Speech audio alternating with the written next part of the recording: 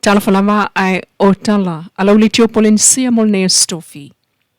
Tala tulilo mai whana ulo ngā lulu ai ngā runga whawaitai mi Australia. O le vamea na le la lata i le tau le wha lea na tau fia i leo leo Australia. Ni ali i Samoa se to alua, na malanga atu i ngā runga whawaitai mi Australia. Mai le tātou pa anga whaamai na Australia o ia tā ua mōli ai le to alua lea. I le whaamalo si ai o se tamaitai ma le whaatino ina o ni a mionga mata ngā. O lo whaawau o na tau fiai i la ua le ofisa o leo leo. Mō le whaawa wina o suenga. Ia ma whaatali ai le wala au ngā mua o le neimata upu. Le whaamasinonga maua lunga i tutonu Australia. E ese male soli tu la fono o tuua i ai ali i Samoa e to alua. Pe o na tā ua i lunga. Leisi fo i soli tu la fono o a fiai fo i tama Samoa e to alua. Ma whaalaulo solo ai lunga so ta inga TV ma wale si whaasalalau Vietnam, Australia. Tala vau ia e to alua mai Samoa. Na malangatu i Samoa i o la tusi folau Samoa nga i sini Australia. Piki ai Australia tusi folau Australia. Na mulmuli ane i loa. E le oni tusi folau Australia aloa ia. E fake Australian passport lena whaonga e tova ai i Vietnam. E se tau pulpulenga nisi e a fia i so tanga o kengi. Na whawhau weni tangata nuu Vietnam. O lo ngā lue whaatasiai leo o Samoa ma Australia. I le so engo lea soli tu la fono o li putia le maliu mai ai o se tasi foi o li i Samoa Vietnam ai o se tangata e no foi Australia. O tati atu ai nei lau a fono le palemene moana komiti o tupe mo le mata i tuina. O le talo le tupe whaasoa e pe o na fonga ina i le minista o tupe. Le fio ngā mulipola analosa ale molio o le ansonafi. O le au whainga o tupe whaalu le o whaatawina mo le tausanga whaal tupe lo olu ono lu olu o fitu. E tasi te simale 5 piliona tala.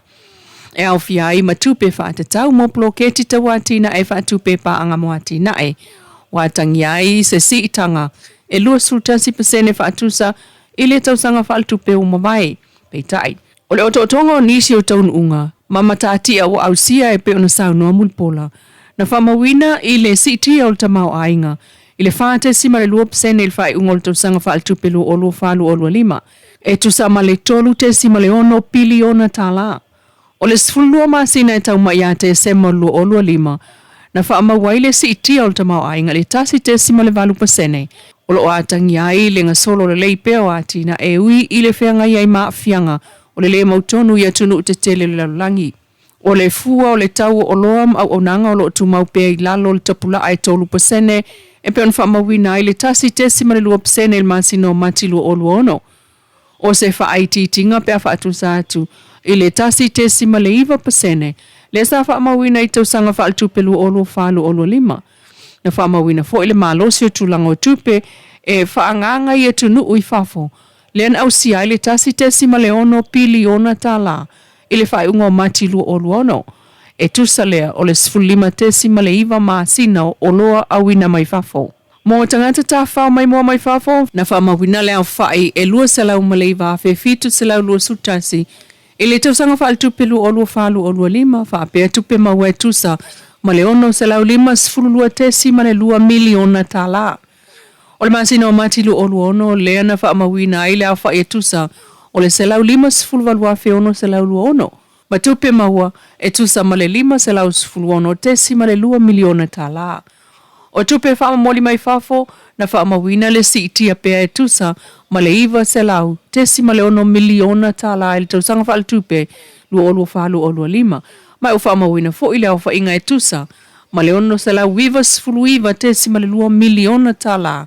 Ile 5 masina mua mua le tausanga wha tupe le nei. O ai tala fo le malo leo o wha au pea wha ai titia e tusa ma le ono selau 5 sfulu 5 te sima le 5 miliona tala. Le tu ufata singo ai talafu ile fai ungo matilu o luono. Tusa lea ma le sfulu 5 te sima le 5 pasene pe a fai tusa ile tamau a inga. Inisi o tala, ua fautua mai nei le pulengo le suavai e whaapuna vai tau mafa. Talu le te telo ti munga malolonga ua whaailoa mai ei foi e le pulengo le suavai. Le whaititia o suavai teu mo le puipuinga o ota e a fiai whaamamavai. Mai ono a fiai. Ma le sapalai atu i lo maota pe awhai e whaawau pea lolonga. Ma whautua ina malo si ai pa anga le Samoa Water Authority pol pulengo le suavai E whaatali vai timu ne emotisi atu le vai ilo fale. E whaatali vai timu. Ma whaapuna sua vai paipa. Mo le pui pui ngole soifua maloloina. Ai o le tala o le tau talu mai le fiafi ana nafi. Sa wha malo sia pela pata inga mo timunga mamafa malolonga. Talu fetai e ingo savili. Ma timunga lea lo ta oto ai lungane o Samoa. Ma au maia timu mawila ai o whaititili. Maono mawalunga ile tulanga la matia o vaitafe. Awala kolosio ta avale manofuanga mawala lalo ilolonga. Ua maita wina ntanga luenga wa o ngale wha awa wayo na wha aititia. O whanau tama ele umalanta wa o nga maululunga. E pei o kolisi mai lewa senga iwa ili senga se fululua. Mai o se whale tonu ua ngā lulu ai nei le fionga le minista mala na mtanga luenga. E pei o na saunoa le fionga ai ono elek eke Roma. O le 5% o tatu whanau tama. E le o lunga le tausanga se fululua. E tō te pa au ese. E fo nei e amatatua e lalo le ia tin po le tausanga se fululua. O le tue watu isitama i lao. E o akula i lunga i le ia 12. O le 5% o tamaiti o tama wo ese maleao drop out. Na au mai le fionga le minista le kolisi o pesenga.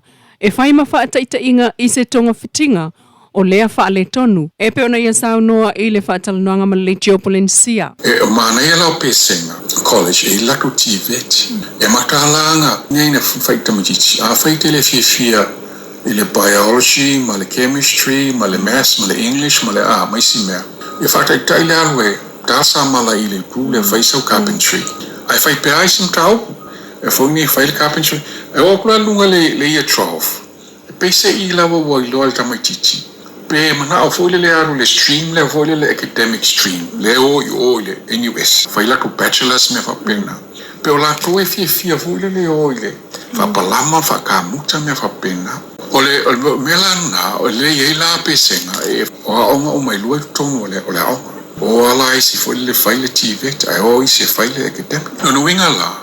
Tō tēle tatu whanau tama e mawhainga retain tōng education system. Ai mele nei, ia whaila i lesi tivet, lono winga pāu e se lono winga la, ia o winga o whao mai whai mau manga, wo i le whaune, wo no fo i le la tō ainga ma la tō nuu, le tō mai le haonga. Whesili la o la le future, o whaune o la tō tatu whanau tama ia. Mela ngā le ngā o nau tae ia le, mtanga lo wenga, ma ne whainga ma lo, e wha ma ro sia, ma tampai fo le developing si taku tivet schools. Nge wale wa mata le horticulture ma le fo le drawing ola au nai a bele pena i wa mata ina fo le interest ina a faila se taku tivet school ina ia o mata rola na ofa ina ia kamuta ma palama ma le fioe fata wa fo le a ia telang tamai ti fo le o interest in tatana yo lola ia ai se pese ila Sana fo minista o stasi nao ai o le malanga isaina o le afsoaswani mai ai ia le fo e tru i le atina ina o aonga whamtata SSA totonu o kolisi i Samoa. Mena o lea e tamwhai fo le tatupanga masaina. E tufsaswani mai saina fo le developing o tatua aonga ia. I le ngata fo le whatupina mai o masini man mea wha pena. Mangkua isi masini fo le mai fo le whaonga fo le whainga o kamuta i fo masini mai fo le whaonga le taungo fles. Le minista wa aonga le fionga ai ono elek eke Roma. Tala nao nei tu la manuia toenga o le neo Tofi.